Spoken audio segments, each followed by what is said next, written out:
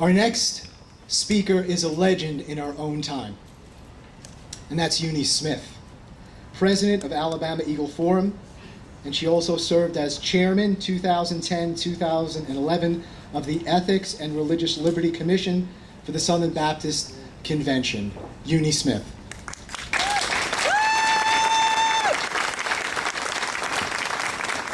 Thank you. Thank you to the organizers of this rally. Thank you for being here, everyone. It is so, so important. The Southern Baptist Convention is America's largest non-Catholic denomination, with second largest non-Catholic, I said it right the first time, America's largest non-Catholic denomination with 16.2 million members, some 44,000 churches. So the statement that I am about to read was issued by the Ethics and Religious Liberty Commission of the Southern Baptist Convention on behalf of those 16.2 million members. The administration's so-called contraceptive mandate requiring health plans to provide contraceptives and abortion-causing drugs and devices is a blatant assault on faith.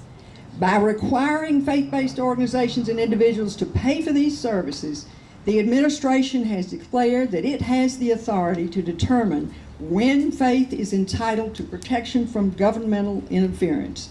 This is the very kind of raw exercise of power our founding fathers intended to prevent when they passed the First Amendment's guarantee of religious freedom. The administration's proposed narrow exemption from this requirement fails to protect thousands of faith-based organizations that serve the public. These organizations will be forced to close, to choose between their faith conviction and their ministries in our neighborhoods, towns, and cities. Millions of Americans, most of them in need of assistance, will be affected. No one should misunderstand what this issue is really about. While the offense to us, to some, is abortion, it is to us, and to others, maybe contraception, the real issue is government trampling of faith. The Bible is clear about the sanctity of human life. Those of us who take its teaching seriously understand that God expects His people to protect life whenever possible. This applies most of all to innocent, vulnerable humans. To be required by government to participate in the destruction of life that God calls on us to protect is a direct attack on our faith. Government cannot be allowed to tell people of faith when they can live out the values of their faith and when they cannot. We must not render to government what is God's, and we must not allow government to take from us what is God's. We will serve the Lord Jesus first. We will keep our consciences clear before Him despite any threats or punishments.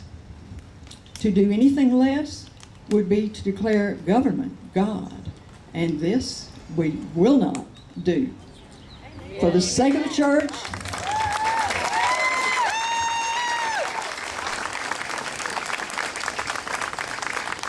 for the sake of the church, and for every person of faith, we must stop this soul-crushing power grab now.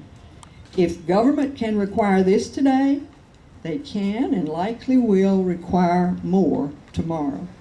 We will not bow to government or any other power that seeks to insert itself between us and our God. We refuse to comply with this mandate, and we stand with all those whose consciences will not allow them to comply as well.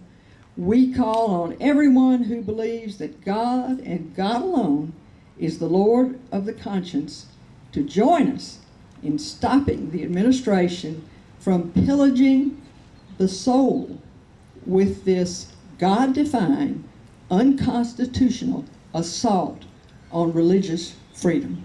Thank you.